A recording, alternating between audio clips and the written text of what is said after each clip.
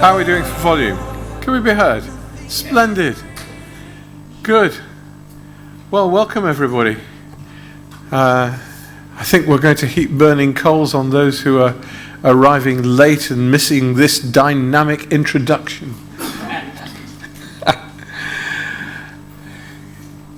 Terrific. Well, how on earth do I introduce David Pileggi? Minimal words. Right, okay. Yeah, well, you haven't come to hear me, have you? We did overlap in Israel, I think in the early 80s, 1980s, and David's been there ever since, and we came back to Jerusalem, but anyway, from Jerusalem and from Israel. Many of us will have listened to those 42-point sermons done in 38 minutes. Is that what he said? How many of you listen to David's podcast? No, maybe you don't want to own up to that. Roz and I are addicted.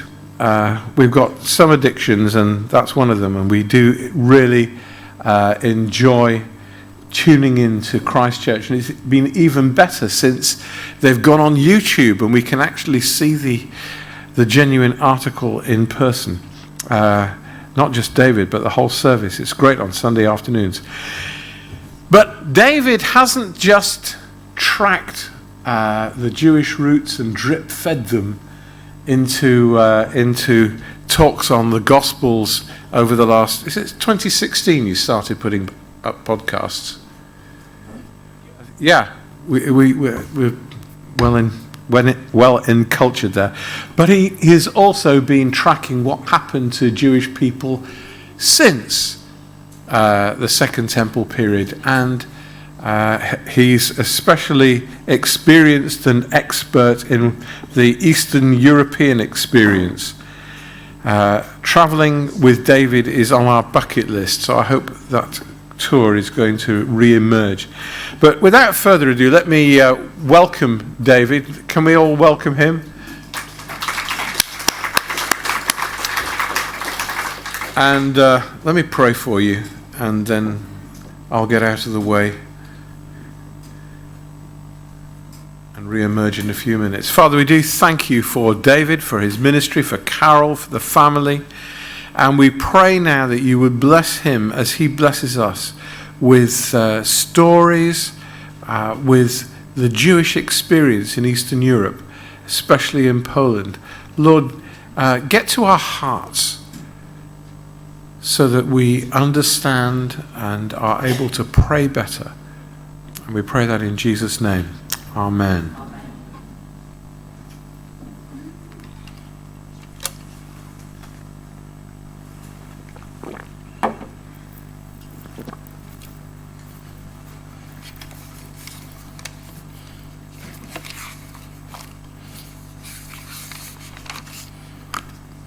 When do we have to finish this?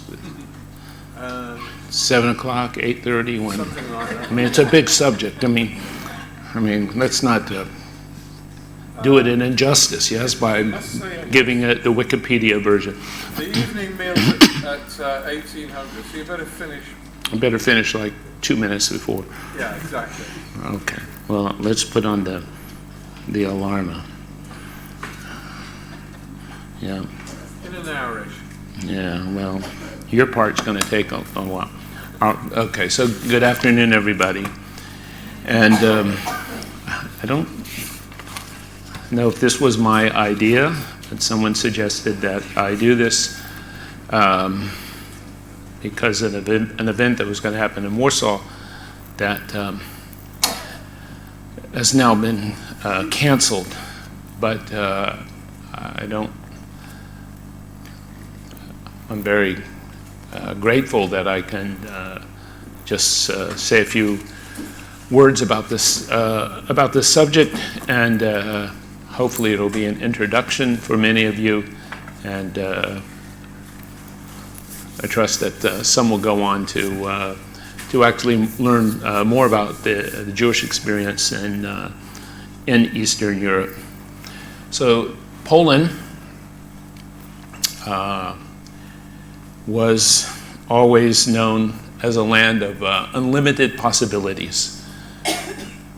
maybe you've heard the American expression, the 19th century, "Go west, young man." That's where you're going to make your fortune.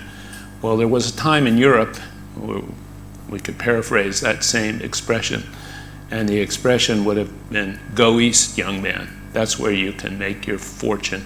Go to the area of Poland, Ukraine, Lithuania." And this land of unlimited possibilities offered to the Jewish people a place of refuge, a home for over 1,000 years that was relatively, although not in any perfect way, relatively tolerant. And it's in Poland where the Jewish people grew and expanded, increased in numbers, but also increased economically and increased in learning and in piety. Ironically, this place of relative toleration became the place of the site of the largest Jewish graveyard in the world, right? Because not only were 3 million Polish Jews murdered by the Germans, but Poland became a land of death camps. Let's not even call them death camps. They were more like death factories. A camp assumes that someone's going to go there and spend some time, but for the most part, the death factories were places where Jews were killed within hours upon arrival. And so something akin to probably 4.5 million Jews, yes, were murdered on Polish soil. Not by Poles, but murdered on Polish soil. And as we go through kind of a brief history of all this, and I want to focus on Jewish life before the destruction, before the Shoah or Holocaust, it's important to keep in mind that it's hard to generalize.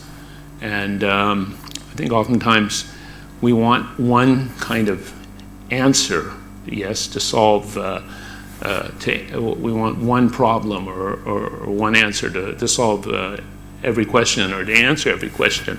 And that doesn't work always so well historically. So the Jewish people are invited to Poland. They have a time of self-rule. They have a time of growth and prosperity. They're protected. That self-rule ends. Poland becomes independent. And with Polish independence comes a form of anti-Semitism that didn't exist previously. The Jews fall into a state, largely into a state of poverty and somewhat despair. And then comes their murder with the invasion of Nazi Germany. So if you want to characterize the Polish Jewish experience, it would be hard to attach one word to it. And by the way, let's be careful with the word anti-Semitism or being anti-Semitic. It's a very general term, and in a way it doesn't mean very much.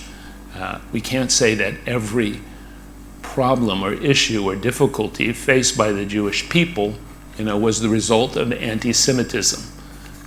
Certainly there's throughout European history a huge amount of racism, but we have to oftentimes look at the causes, yes, of anti-Jewish prejudice and what is combined with it. So not all anti-Semitism is the same. The anti-Semitism, that you will experience amongst the chattering classes in Westminster, not the same phenomena that right-wing hooligans are espousing, on the streets of European capitals. Okay, so let's begin.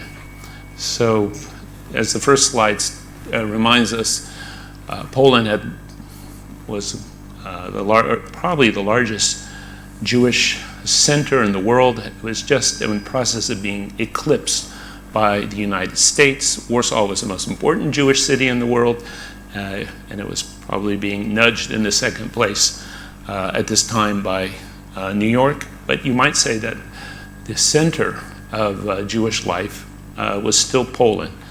And there were 3.3 million Jews in Poland on September 1st, 1939. And after the war, probably only 10% survived, 300,000. And how they survived was largely by being deported to Soviet gulags. Okay, so let me have the next, I don't know where the shallot is, the next slide. Here it is, yeah. I'm in control of my own slides, all right? The incredible thing is that the vast majority of the Jewish population was murdered in a very, very short period. That is starting in March of 1941. We're talking about 80 years ago, and ending in November of 43.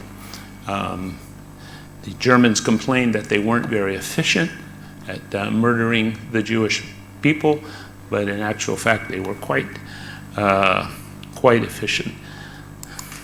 Okay, so what remains today of this incredibly important and once very creative, yes, Jewish community?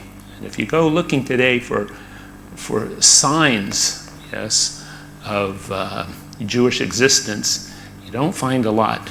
You will find, of course, death sites, like this one, which is outside of Pileggi. Anyone ever read the book Ordinary Men? This is not Pileggi, this is Yosefov. Who read Ordinary Men? One person? Two people? Okay, so where is the first massacre of Police Unit 101? Here, right, in southeast Poland, yes? And of course you'll find some very impressive synagogues, yes? One on the left is from the 17th century, when the Jewish community prospered, and the one on the right, which is called the Altschul, which is the oldest synagogue in Poland in the city of Krakow, reflects certainly a much older tradition and probably comes from the 13th century. And it is a land of cemeteries. Hundreds and hundreds of Jewish cemeteries dot the landscape. There are so many Jewish cemeteries that the Jewish community in no way can maintain all of them. Some have been and continue to be vandalized, and others, suffer from neglect. It's quite a poignant, very, very poignant experience, to visit one of these cemeteries. Some cemeteries, like the one in Warsaw, which is 82 acres and contains 250,000 graves, is relatively well kept. Many others, are overgrown and quite neglected. And now, please don't take me literally when I say this. There are the ghosts. Yes, the ghosts. And here we are. We're in a town where this is one of our tours. We're in a town called Pileggi. This is one of the cities where police Reserve Unit 101 operated. And they one day showed up and rounded up all the Jews. And in August 1942, sent 12,000 Jews from this town to Pileggi. And those Jews that couldn't walk to the train station, which was several kilometers from town center, were taken to the Jewish cemetery and they were shot. Now here we're speaking to an old lady, and she remembers the day of the first deportation. Actually, there are 3 deportations from this town. And she remembers the day when she was a little girl, that when the Germans came with the Ukrainian assistance, and they did this very evil deed. But what she said to us, and the man on the right said the same thing, they said, "We miss the Jews." She said, if I can paraphrase, the Jews made this town hum. They made the town dynamic. Yeah, their departure means that this town is dead. In fact, isn't it interesting that many of your Polish immigrants come from the part of Poland that was at one time very Jewish, right? Eastern Poland. And what gave some zip and pep to the economy of that part of Poland, yes, was, Jewish trade and Jewish businesses and commerce, etc. And of course, there's memory. Here's an Israeli group speaking at Treblinka. Some memory is good memory. Some memory is faulty. Some memory is healthy, especially if it's biblical in nature, and some memory is destructive. And perhaps if we have a few minutes, we can go. But Poland is, of course, a land for Jewish people, a land of memory. Warsaw itself is equally haunted by, yes, you might say, again, presence, Jewish presence at one time. And while not much remains of Jewish Warsaw, those who visit the city, you're aware in many different ways of a Jewish presence at one time. There is a rabbi, the chief rabbi of Poland, Michael Shudrik, and he says that he gets calls from people or letters from people who say, "I live in a Jewish house and I think it's haunted in some way." Okay? I think there's, I don't want to elaborate on that. But again, community life, there is a small Jewish community that's left today in Poland. There might be 5,000 to 7,000 Jews in towns like Warsaw and Krakow and Wrocław and Łódź. But Jewish community life is fairly weak and tenuous, although it is starting to return. But yet it's hard to predict whether it certainly will succeed or not. There might be 20,000 to 30,000 people in Poland that have some kind of Jewish ancestry or Jewish roots. Of course, anti-Semitism, it is I'll probably contradict myself and use the term, but it is the disease that refused to die, and it is the most adaptable disease, in the history of humankind. Yes, because it can be the Greeks can be anti-Semitic. The pagan Greeks can be anti-Semitic, and you can have the right wing being anti-Semitic and the left wing being anti-Semitic. So it can be quite common, and something that's quite persistent. Yes, no one political party or no one ideology or one nation has a corner on anti-Semitism. So there are many problems today in Poland, so let me tell you a Polish joke. So, two men are at the bar, and one says to the other, the problem with this country, the other, what? The problem with this country? The Jews. The other man says, well, wait a minute, we're, 60 million people, and there's only 5,000 Jews in this government. And the answer comes back, I know, but all 5,000 of them are in the government. No, right? That's the kind of, it's a joke, but that's the kind of anti-Semitism that you're dealing with, something that's quite deep in parts of Polish society, and something that's quite deep in parts of Eastern Europe. So on one hand, you do have a good deal of anti-Semitism, and with especially a good portion of the population. But then you have another whole group of people, a large percentage of people, who think that being Jewish is cool, right? And that going to Jewish film festivals and learning Yiddish and taking courses on Polish Jewish history at university is really the hip thing to do, right? It's something that so Warsaw and Krakow and other places, they have large international festivals of Jewish culture every year. All right, so how did Jews get to Poland and why were they tolerated? And so Jewish life in Poland is 1,000 years old. And basically, after the Crusades, Jews in Western Europe, Jews expelled from Britain, Jews expelled from France, Jews having difficult times in the German lands, they get an invitation. And the invitation comes from Polish nobility. And the Polish nobility invite Jews to come to Poland and to work on their behalf. And so Jews will become the property either of the king of Poland, or they'll become the property of the nobility.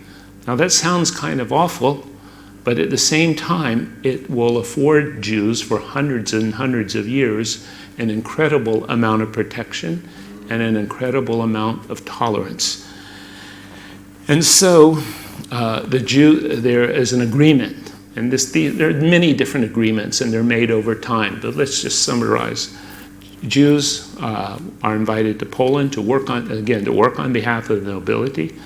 They will be given internal autonomy. They'll be able to rule themselves according to the laws of halakha. They will not be persecuted. There will be no pogroms, and largely that holds true. They never can be accused of the blood libel. It happens sometimes, but it doesn't happen on a large scale. They cannot be accused of poisoning the well or any of the traditional Christian, anti-Semitic charges. In return, they'll pay taxes to the king, yes, and pledge loyalty to either the king or the local nobility. As it's written here, they don't have rights. There are no rights in the way that we know them today, but they have privileges. And the Jewish stay in Poland, while it's not horrible, is largely looked upon by the Jewish people as a sin. Okay. Now, why did the nobility want Jews? Well, they needed educated, trustworthy people to run their estates, right? Remember, Poland is the land of opportunity. At one time, it was as thickly forested as the Amazon used to be before, they started cutting down all the trees in the rainforest.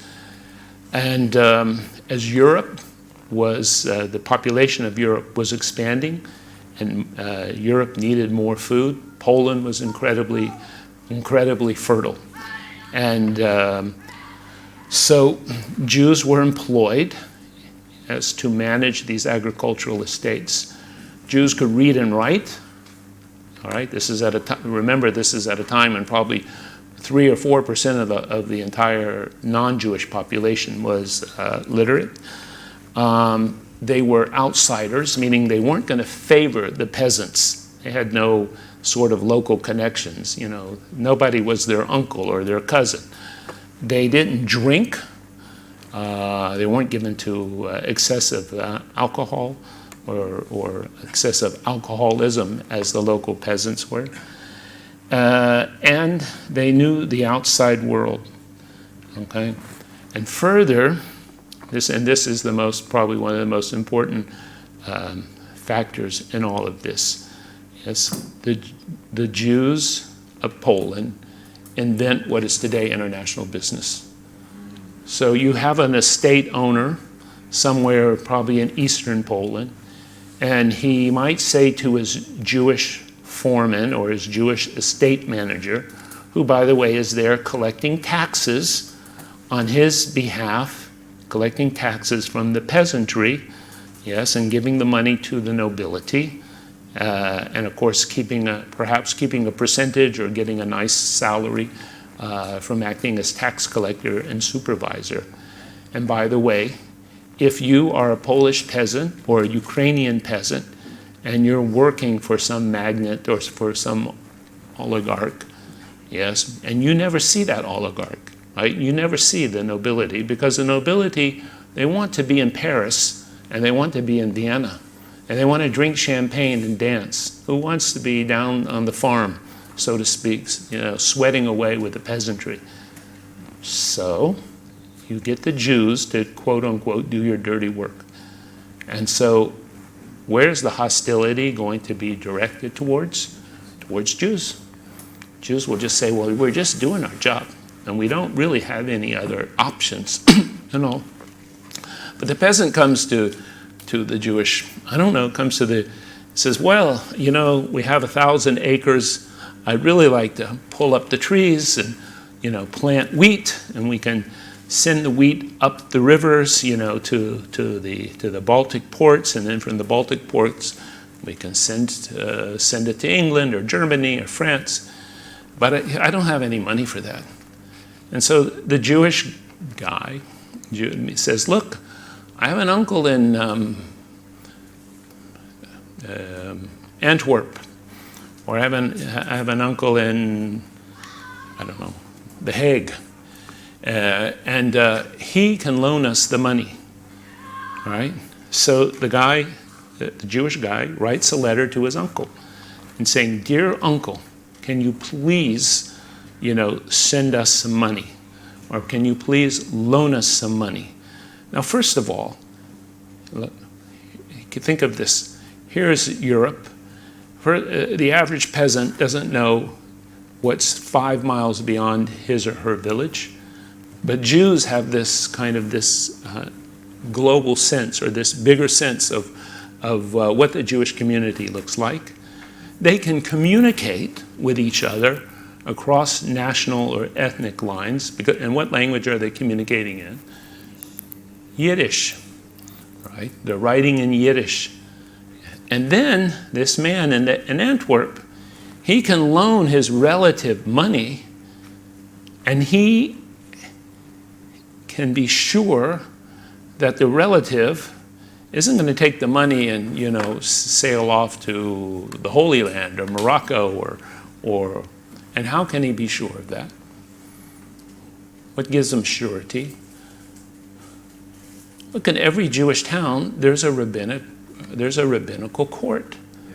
Yes. And so if he skips off with the money, all the moneylender has to do is write letters to different cities in Poland.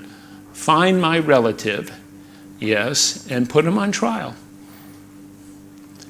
And the landowner will probably say to the foreman, look, you cut down the trees and you can take the wood. And in pre-war Europe, Jews were very, very heavily invested in the lumber trade. And they were also invested in the food distribution. Even to this day, I believe in the United States, that still would be true, at least about food distribution, right? So selling lumber, selling wood, distributing food, all of this comes from Poland, okay? Jewish people prosper as a result, and they emerge as something of a middle class. They're not rich, but because of their lifestyle, they don't drink their money away. They save money. They come into a place of economic security, and after several generations, and now we're starting to talk about the 15th, and we're starting to talk about especially the 15th and the 16th century, as they become secure in a economic way, then they follow the Jewish pattern. And the Jewish pattern is first establish yourself economically, and then establish yourself spiritually and culturally. So you first make an income and make sure your children can have an income. and then you build synagogues, and then you build hospitals, and then you build yeshivot. Yes, but first you have to lay the foundation economically. Maybe some of you know the phrase, Ein Kemach, Ein Torah, meaning if there's no income, there can't be any Torah. There can't be any Jewish religious life. So Jews do well. They're somewhat protected, but they're still kind of nervous, right? They're not insiders in the society. And it's often said about Jews that they live off the square, meaning the place where they make their income is either for the noble or on their own, is in the marketplace of any given town. But they don't quite feel secure to live, yes, around the market. So here's a town called Taikochin. I don't know if you can see this very well. Here is the Jewish, you might say, quarter of the town, yes. And here is the town square with the church. And almost everywhere you go in Poland, you'll see the Jewish community, Jewish houses, Jewish quarters. They'll be close to the market, but they won't be presumptuous and live around the market or on top of the market. They'll stay just off to the side to be a bit inconspicuous, yet at the same time to have access, right? So this is a town near Białystok, okay? In the 17th century, a very beautiful synagogue was built in this town of Taikochin, and it's very instructive because the synagogue is called the Schulhof, yes, the synagogue compound. This is what it contained. It contained a synagogue. It had a rabbi's house. It had a rabbinical court, yes, where all issues related to the Jewish community were solved internally. It also had a prison. Jews could put you in their own prison. There was likely a yeshiva. There was certainly Jewish schools for the youngsters. And there were numerous charities. And there were Jewish charities for poor brides getting married. And there was the Burial Society. And there was the Free Loan Society, so on and so forth, right? So there was a lot of emphasis placed on helping those within the community. Jewish life in Poland spiritually starts to stagnate in probably the 18th century. And this is in part because Judaism becomes more and more focused on academics. Yes, what makes you a good Jew is the study of the Torah or the poring over of the acquiring knowledge, acquiring familiarity with the biblical, the commentaries on the Bible itself. And you might say that in the 17th century, there is a rebellion against this. Now, what's interesting about the rebellion is that the rebellion takes place spiritually all throughout Europe, and even in Great Britain itself. And they're not connected directly, but there's something about the spirit of the age. This is the age of Wesley, and the age of Whitefield, and the age of Lutheran pietists in Germany. Yes, this is the age of religion of the heart, where religion becomes emotional once again, where the power of God is emphasized and not just scholastic learning, where enthusiasm is improved of. I know that's not it's a very dangerous word, at least in the British context, but where one should express joy and happiness, yes, and even some kind of ecstasy, to be in God's presence, to have a dependency on miracles or dreams or direct divine intervention, things that we might take for granted at this time. So this happens all over Europe. but it also happens amongst the Jewish people. And there's a revival. You might say a Jewish revival, and this is the last great revival in Judaism itself. And this is the Hasidic revival, or what we called Hasidut. And the emphasis is on returning joy to religious life, yes, being in direct, daily, constant, minute-by-minute contact with God. This is sort of a form of mysticism. The Hasidic masters would say that, God is in everything. And someone would say, oh, wait a minute, you're being pantheistic.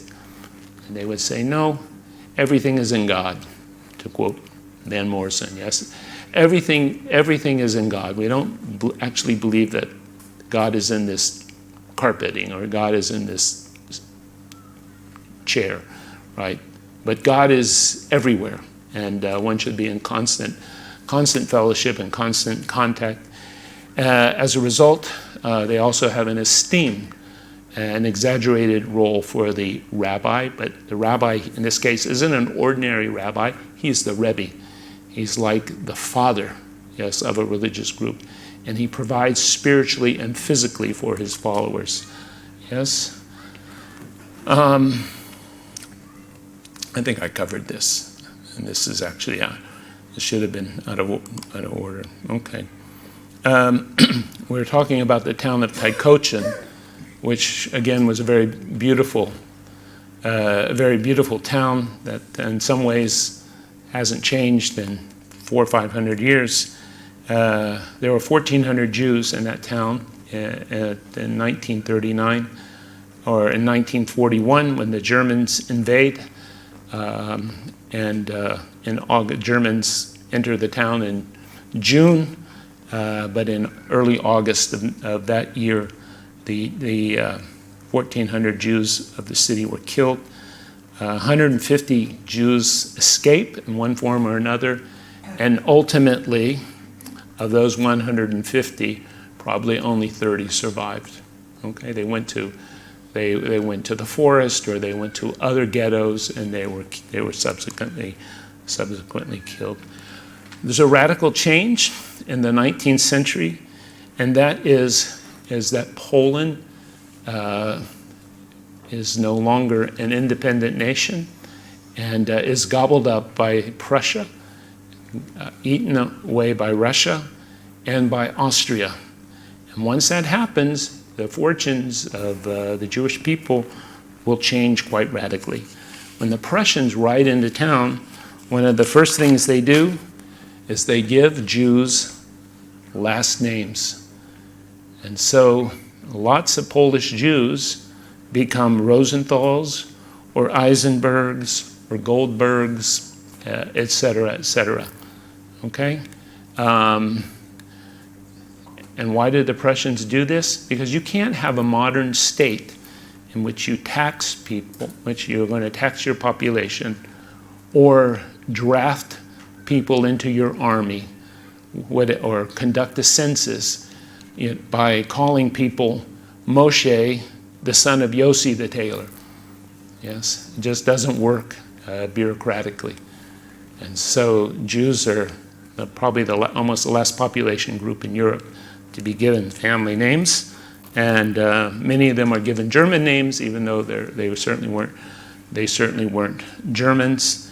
And then the Prussians and later the Austrians, but never the Russians, say to the Jewish population of divided Poland, hey, you now have the same rights as every other citizen, and you have to do away with this internal self-government.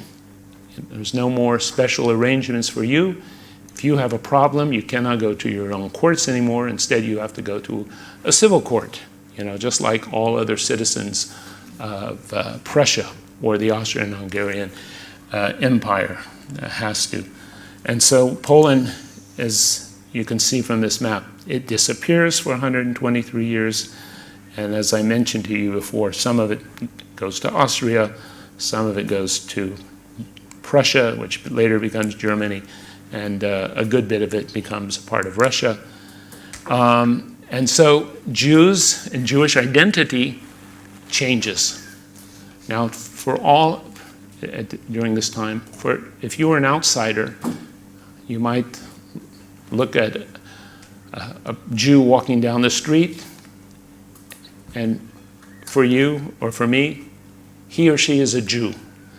But Jews in Poland don't identify themselves with that. Yes, a change comes over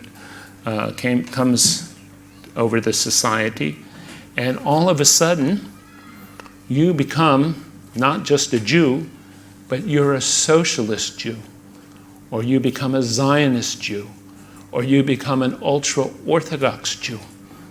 Okay? You're not just a Jew, you have to be some kind of Jew, right? So again, and largely it falls into three categories. Ultimately, it's going to fall into three categories. You could be ultra-Orthodox, all right, or Orthodox. You are going to be a socialist, and the Jewish socialism was called the Bund. They acknowledge that the Jews are a people, but the best solution for the Jewish people was they were to stay in Europe and fight for their rights and maintain cultural autonomy. And then you had the Zionist. Yes, in Polish, the Jews of Poland were split a third amongst these three groups. And what's important is that you lived in a bubble. So let's say you're a Zionist, or a certain kind of Zionist. Let's say you were a socialist Zionist. So you read the socialist Zionist newspaper, and you went to the socialist Zionist coffee house, and you went and you played football, yes, soccer, with the other people who were in your youth movement or in your political group, all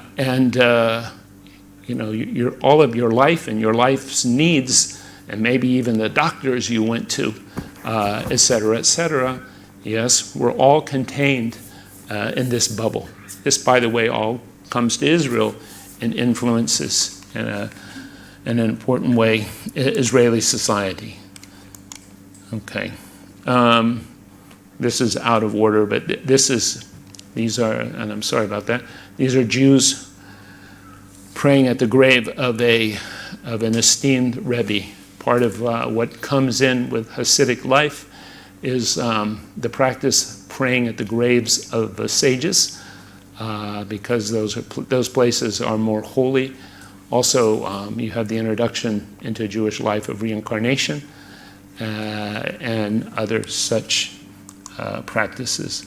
Poland is eventually reunited after the First World War, but the First World War brings huge amount of poverty to the Jewish people of Poland, brings to the entire country of Poland.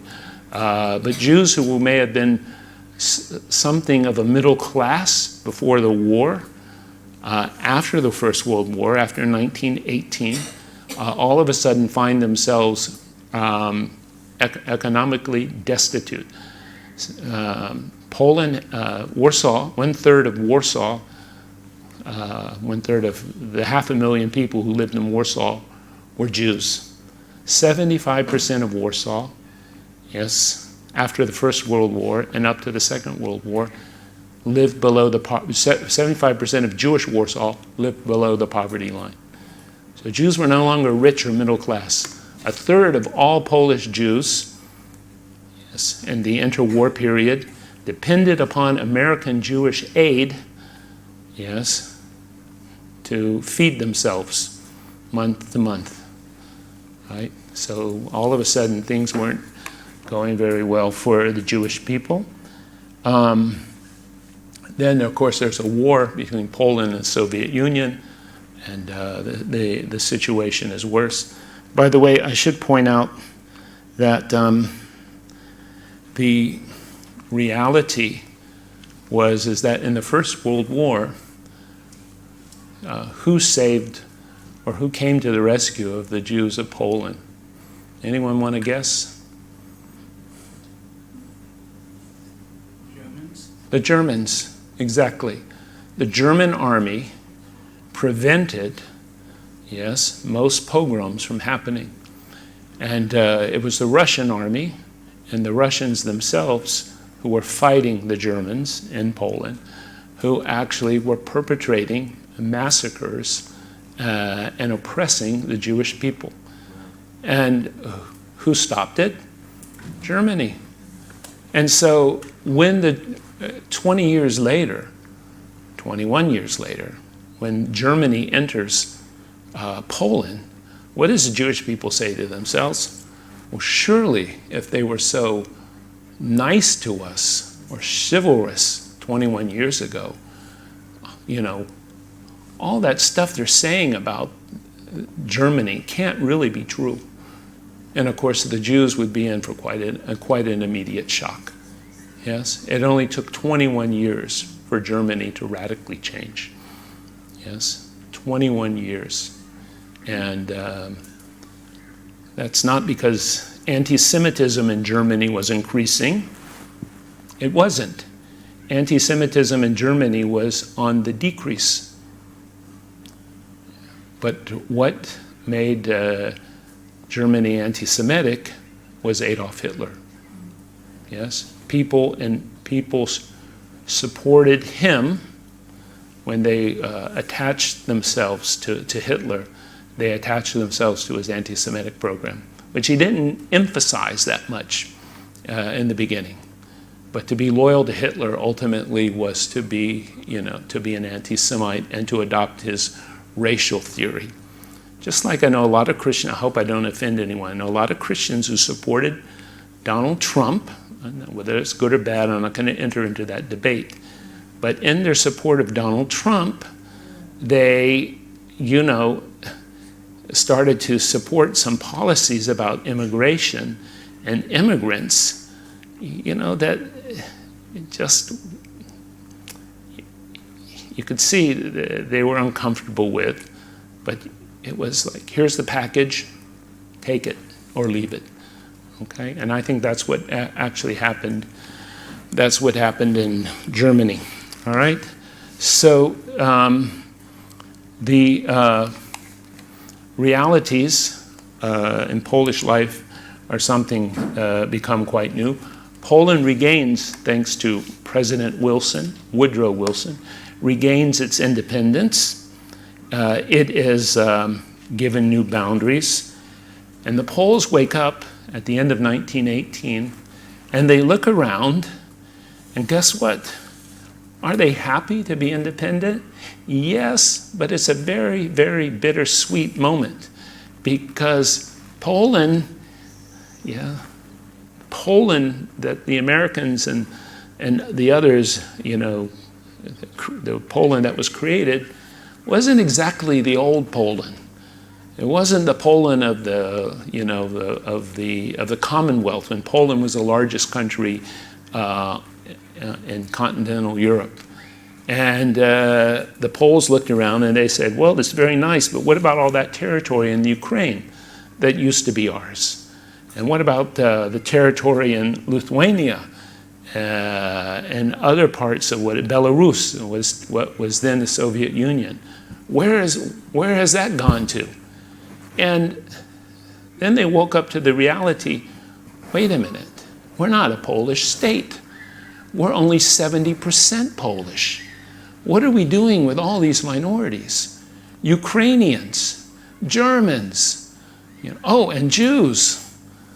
This is not what we asked for. This is not what we dreamt about, the restoration of Poland, the return to our land. The Poles had a 123-year romantic love affair with their language and their land, and they were constantly dreaming, of restoring, the old Poland, the motherland as it used to be.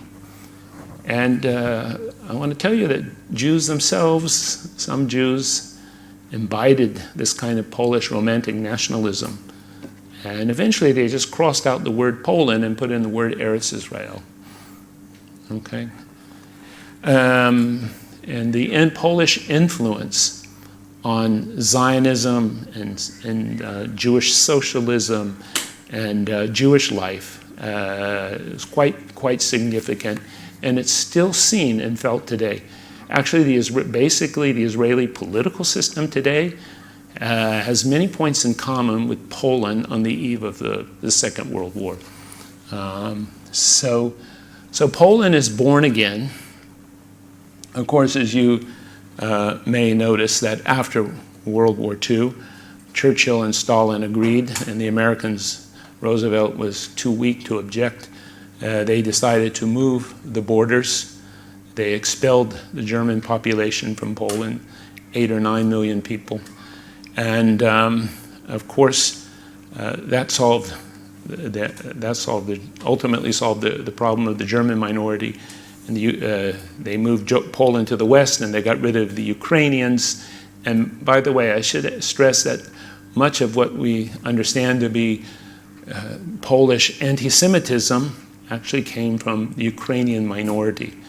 There was a phenomenal amount of hostility between Ukrainians and Jews. And I don't say this in order to absolve the Poles totally from their racism. So you have a Poland of minorities. Poland is economically destitute after the First World War and after a war with the Soviet Union. And consequently, you have many Polish groups, yes, calling upon the nation to stop doing business with Jews. Don't trade at Jewish shops. Don't allow too many Jews into our university. There's gangs roaming around the streets of Polish cities, beating up Ukrainians or Germans, but especially beating up Jews. And so Poland's not a very happy place for Jews. And today I think most Jewish people and most Israelis, they don't remember, obviously, the glories of the 17th or the 18th century. They remember what happened in the 20s and the 30s. And by the way, this oppression never came from the top. It's always something that came from the bottom. So you have what is the rise of modern Polish anti-Semitism, and you had many Poles wanting to go to the United States, but unfortunately we closed our gates to immigrants in 1924. Some were able to go to Palestine, but as I mentioned, there was unprecedented poverty. At the same time, there's something of a cultural revival. Jewish newspapers flourish, Jewish theater, Jewish sport, Torah scholarship flourishes. It was said at this time, a little bit before, if your community doesn't have a Polish rabbi, then you really don't have a rabbi, right? You have to have a rabbi trained, in Poland. And some Jews are acculturating, trying to kind of enter the culture. CMJ at the time had a mission, in Poland and in Lvov, and it was at this time, especially in the 30s, where we had literally thousands of young Polish Jews who were searching for an identity, and they would come to the church. It was Emmanuel Church in Warsaw, and speak to the CMJ workers, and had very significant and deep questions to ask about Jesus and Christianity. And there was the beginning, the growth of you might say, of a messianic, if you can call it that, Jewish community in Warsaw, and virtually all of that community and other such communities will be murdered by the Nazis. I don't know who this is. So on the right is Jacob Joch, and on the left is, and I forget the man's name, but he was one of the Jewish evangelists of the. All right, and finally, we're on the eve of destruction, and the question is, does anyone predict this? Yes, and the question is, why didn't the Jews leave Poland? Why didn't the Jews leave Germany. Couldn't they see all of this was going to happen? And let me assure you, nobody could foresee that this was going to happen. It was unpredictable because there was no precedent for this in history. Yes, I don't want to say the Holocaust is unique, because if we say it's unique, we'll say it can never happen again, right? Let's say it was unprecedented. To date, it's unprecedented that you would have a nation that would want to commit a worldwide genocide. Almost in every case, right? Genocide is localized. It's in Armenia, or genocide takes place in Rwanda, or it takes place in Cambodia, and all this is horrible. But here you had a genocide that was going to take place on a global scale. And the Germans, had plans to murder every Jew in the world. And maybe it was a fantasy, but that was their wish.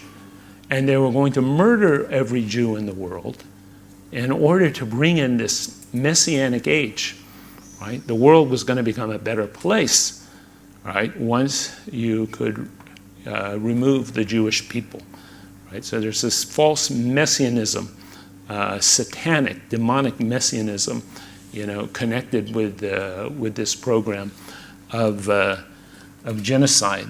So German Jews didn't know, and some German Jews left, but they didn't leave because they thought they were going to be murdered. They left because their livelihoods were being taken away and their rights as German citizens were being removed. Jabotinsky, who sometimes is credited with predicting the Holocaust, he was a revisionist Zionist leader. He was an anti-socialist Zionist. He said, if we don't liquidate the diaspora will liquidate us. And he said that in 1938. And he said it in response to Polish, economic oppression. He, along with nobody else I know of, and with one exception, had any inkling or ever came close, to predicting that something like this would happen, or could foresee that something like this would happen. And by the way, even Adolf Hitler did not foresee it. Yes, he did not when he wrote Mein Kampf, and when he came to power, he had no intention of murdering the Jews. That came slowly, eventually, yes, but it didn't start. The final solution wasn't known to him, from the beginning. Okay,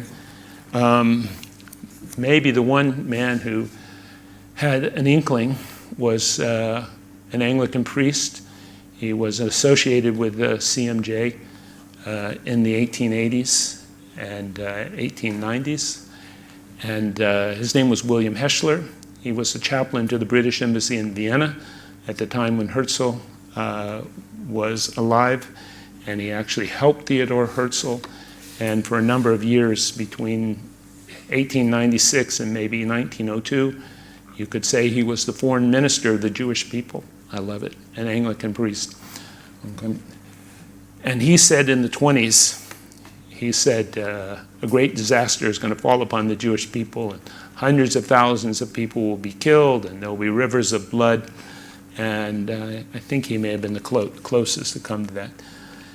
In 1936, Chaim Weizmann, who's the head of the World Zionist Organization, he said, the world is divided into places where they, Jews, cannot live, and places where they cannot enter. Yes, Palestine was closed to the Jewish people. The United States was closed to the Jewish people. Most of Western Europe was closed to the Jewish people, thanks to the Depression and whatnot. Okay? So I'm going to show you, we're going to end two things. Here's some Jewish life. Warsaw, 1939. This is a short 3-minute film. And then we're going to end, I'm going to ask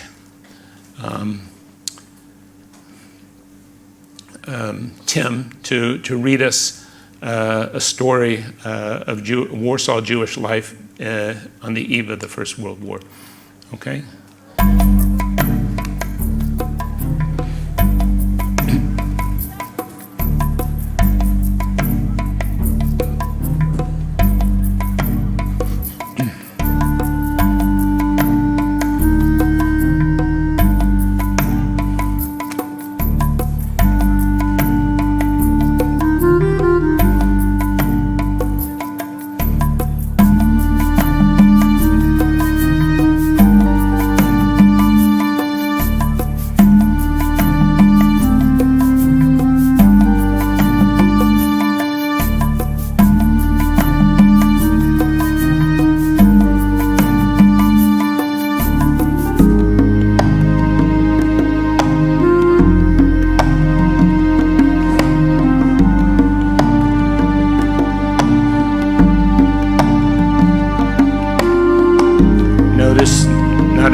looks like they're prancing about their roof, right? Like Rav Tevye. Yeah. As many Jews could dance Charleston at this time as they could dance the Hora.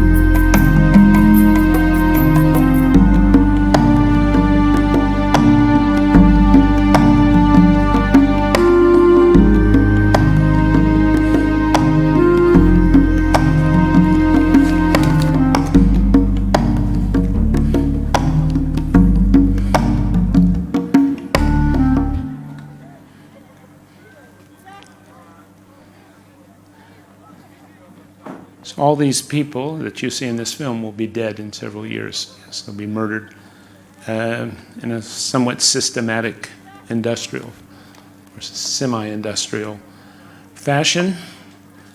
And if before the war 300,000 to 400,000 Jews lived in Warsaw, it's estimated that probably only 10,000 Warsaw Jews survived the war. Okay? So what vanishes is not simply 3 million Polish Jews, but also an entire culture and an entire way of life that had been built up over 1,000 years. Theater, which we didn't mention, newspapers, literary creativity, religious creativity.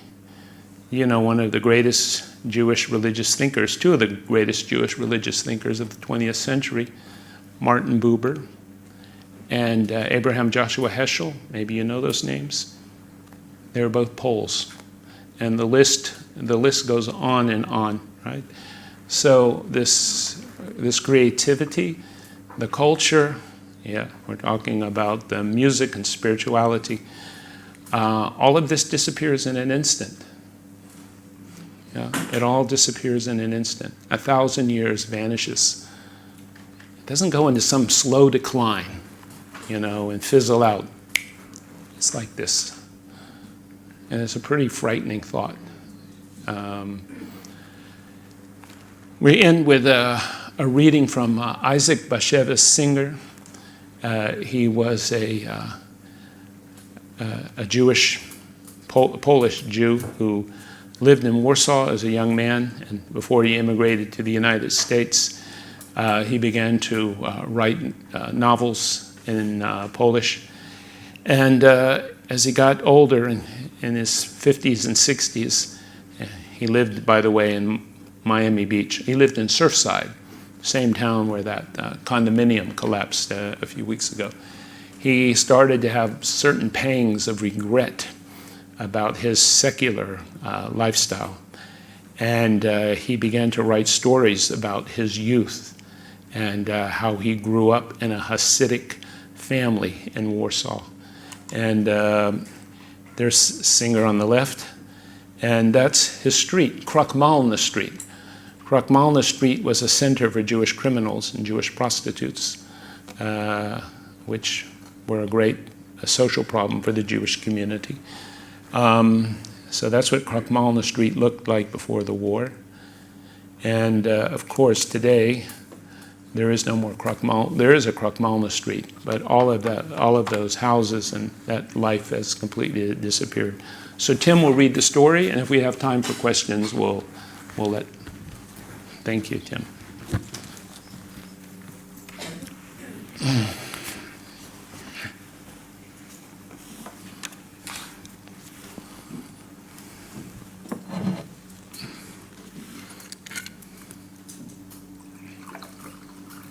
For a long time, our family had discussed the possibility of moving from our flat at number 10 Crockmalna Street, where we used a kerosene lamp because there was no gas, and shared an outhouse in the courtyard with everyone else in the building. This outhouse was the bane of my childhood. It was there, dark there, all the time, and filthy. Rats and mice were everywhere, overhead as well as on the floor.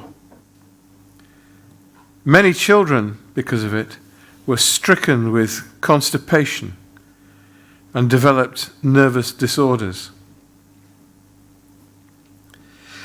The staircase was another plague because certain children preferred it to the outhouse. Worse still, there were women who used it as a garbage dump. The janitor who was supposed to light lamps along the staircase seldom did so, and when he did, we were deprived of them by 10:30. The tiny smoke-stained lamps gave so little light that the darkness seemed to thicken around them. When I used this murky staircase, I was pursued by all the devils, evil spirits, demons, and imps of whom my parents spoke to prove to the older children that there was a God and a future life. Cats raced along beside me. From behind closed doors, one often heard a wailing for the dead. At the courtyard gate, a funeral procession might be waiting. I was breathless by the time I reached my door. Nightmares began to come to me, so horrifying that I would wake from sleep drenched in sweat. We found it hard enough to pay the 24 rubles a month rent for a front apartment and balcony. Then how could we afford to move to number 12 Crockmalna Street? A new house with gas lights and toilets, where the rent would be 27. However, we decided that changing our place would change our luck. It was the spring of 1914. The newspapers had for years referred to the explosive situation in the Balkans and rivalry between England and Germany. But there were no newspapers in my home anymore. It was my brother, Israel Joshua, who brought them there. And he had moved out after an argument with my father. Everyone told us to change apartments. The number 12 landlord, Liza Przepikoro, was an Orthodox millionaire, reputedly stingy. He had all the same never evicted a Jew. The house manager, Reb Isaiah, was an old Kotz Hasid, my father's friend. Since number 12 had a gate that led to Mirovsky Place, to the bazaars, father would be rabbi for both Crockmalna and Mirovsky Streets. Also, many lawsuits, weddings, and divorces were scheduled at that time, meaning extra money for us. We decided to move. Freshly painted, the new apartment faced a bakery, and the kitchen window looked out on a wall. There were 5 or 6 stories over us. Number 12 was like a city. It had 3 enormous courtyards. The dark entrance always smelled of freshly baked bread, rolls, bagels, caraway seed, and smoke. Koppel, the baker's yeasty breads, were always outside, rising on boards. In number 12, there were also 2 Hasidic study houses, Ratzimin and Minsk, as well as a synagogue for those who opposed Hasidism. There was also a stall where cows were kept chained to the wall all year round.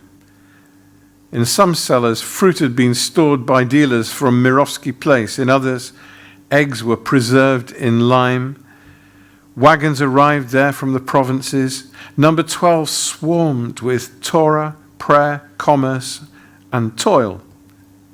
Kerosene lamps were unheard of.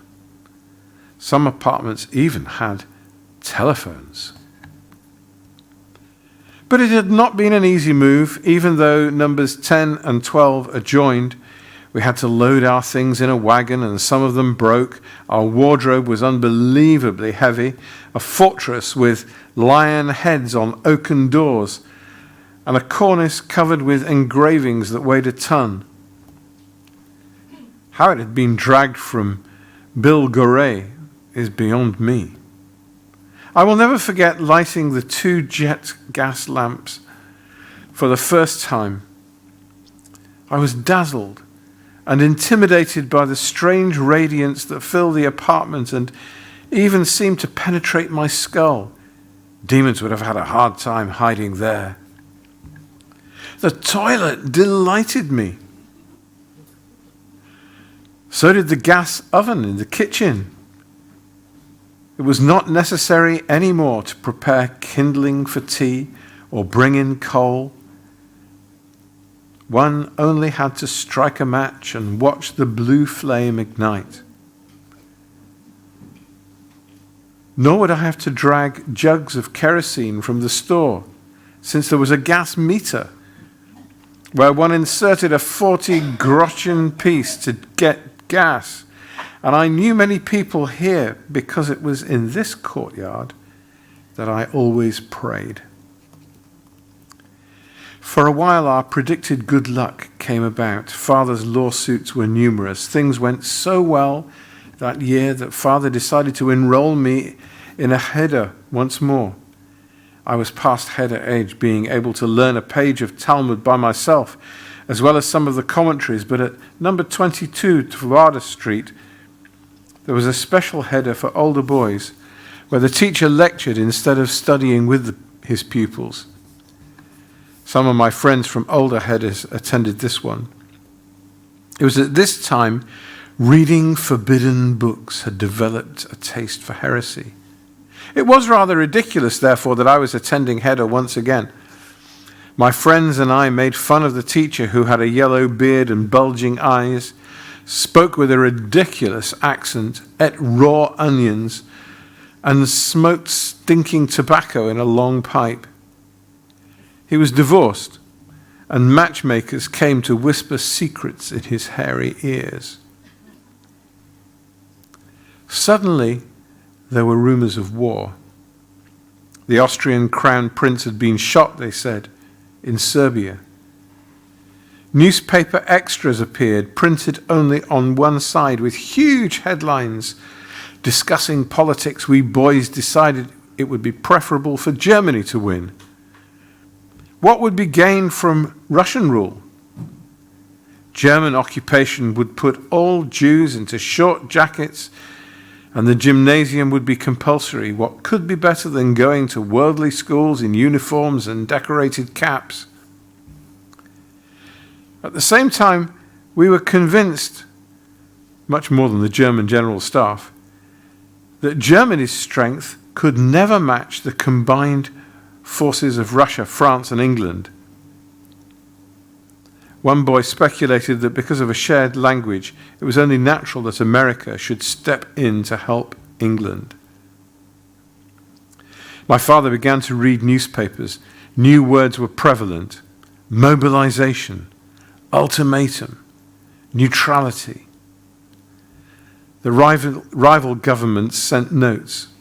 The kings wrote letters to one another and called themselves Nicky and Willie. The common people, workers, porters, met in groups on Krok-Malna Street to discuss conditions. Suddenly, it was the 9th day of Av, the Sunday which is the postponed fast day. it was also the beginning of the war. Women were everywhere buying up food. Small though they were, they carried huge baskets of flour, groats, beans, and whatever else they could find in the stores, which were closed half the time. First, the storekeepers rejected crumpled banknotes. Then they demanded silver and gold instead of paper. They began hoarding their stock in order to increase prices. People were in a festive mood, as if it was Purim. Women weepingly trailed their husbands, bearded Jews with tiny white pins in their lapels, indicating that they'd been called up for military service. Annoyed and amused at once, the men strutted along while children behind them carried sticks on their shoulders and called out military commands. Running home from Radzimin study house, my father announced that he'd heard the war would be over in 2 weeks. They have cannons that can kill 1,000 Cossacks at one blow. Whoa, cried my mother. What is the world coming to? Father consoled her. Well, there won't be any more rent to pay. My mother went on, and who will want lawsuits? Where will we get money to eat? We were in trouble. There were no more letters from my sister in Antwerp, and my 21-year-old brother Israel Joshua had to report for conscription in Tomasov, my father's hometown. We had no money with which to stock up on food as our neighbors did. Knowing how hungry I was going to become, I experienced an extraordinarily gnawing appetite. I ate insatiably. Mother would come in flushed from outside, moaning about the food shortage. Now, for the first time, I began to hear unflattering bits of gossip about other Jews on the street. Jewish storekeepers, just like the Gentiles, were hiding goods, raising prices, trying to capitalize on the war. Moshe, the paper dealer, who lived in our courtyard, boasted in the study house about his wife's purchase of 500 rubles worth of food. Thank God, he said, I have provisions for a year. How much longer can the war last? And he smilingly stroked his silver beard. There was considerable confusion. Young men with blue tickets were able to study the Talmud, but pale and concerned, the green-ticketed ones tried to lose weight to avoid the draft. Men who sold flour and groats were lucky, but not so now the unemployed bookbinders, teachers, and scribes. The Germans captured Calais, Bedzin, and Czestochowa. I felt the burden of maturity and expected a mysterious catastrophe. It seemed to me that if only we'd accepted the lack of toilets and gas in number 10, we might have been spared all this. This was the war between Gog and Magog, Father said. And every day he discovered new omens, proving that the Messiah was soon to come.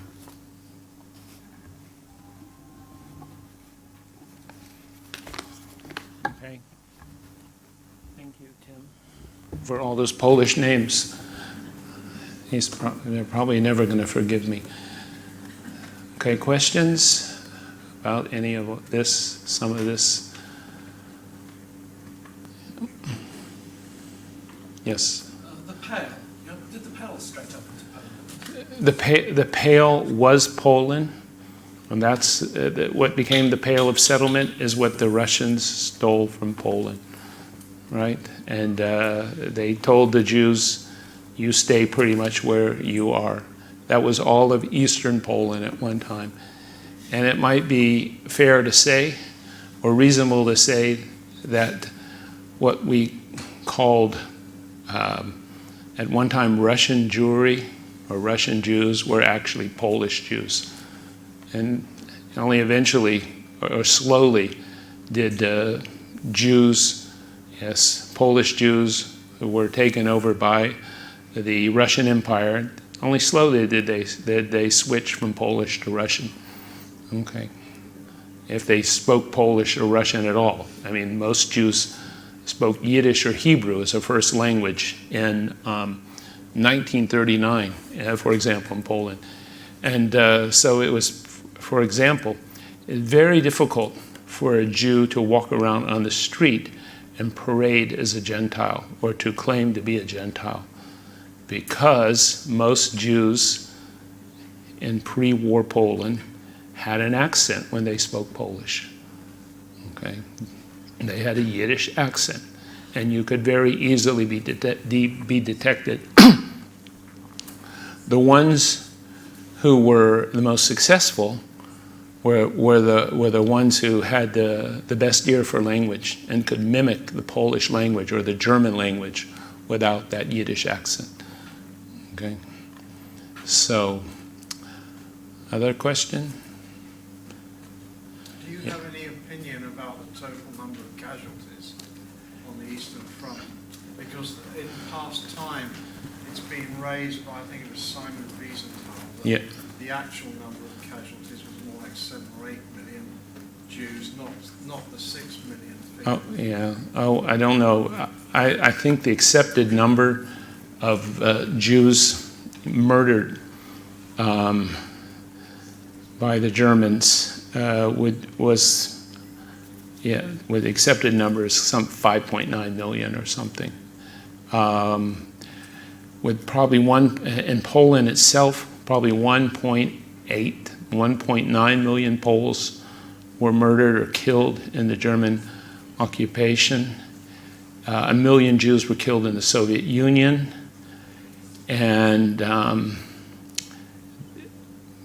we're talking about somewhere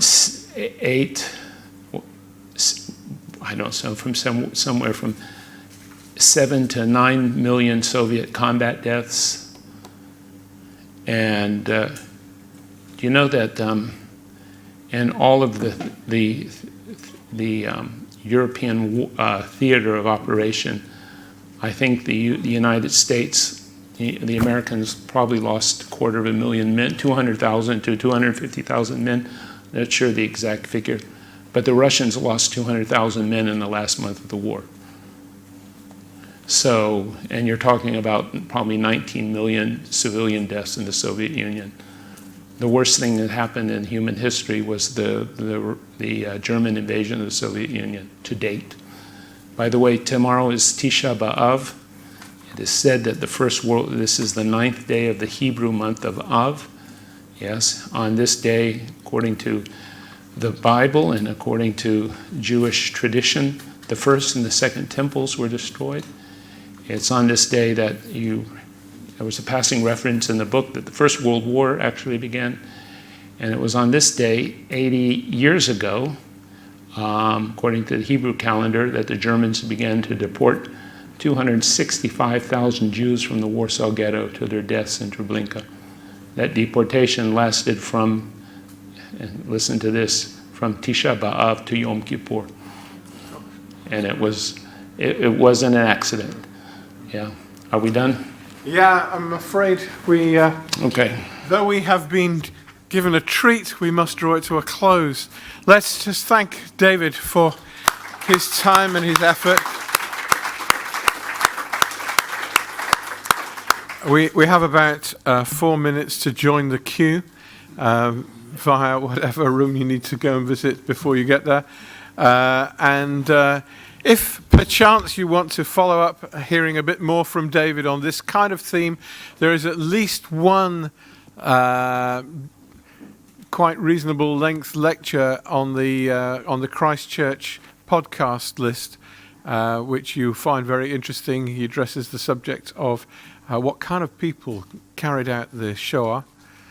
And if you're driving around Israel and you want to pursue this particular subject any further, I recommend a visit to Yad Mordechai, which is just on the northern edge of the Kibbutz just on the northern edge of the Gaza Strip, where they have the museum to the Warsaw Ghetto there. It's well worth a visit. Anyway, thanks for coming. One other thing, Tim. Just some folks asked me when is the next tour to Poland. God willing, it'll be in 2022. Oh, good. Although there is if conditions permitting, there will be an informal tour in October for a few people who were disappointed that I had to cancel. And there might be a few Americans and others who will come with us on something a little more low-key. And if you want more information about that, talk to me later. And we're down to 2 minutes now.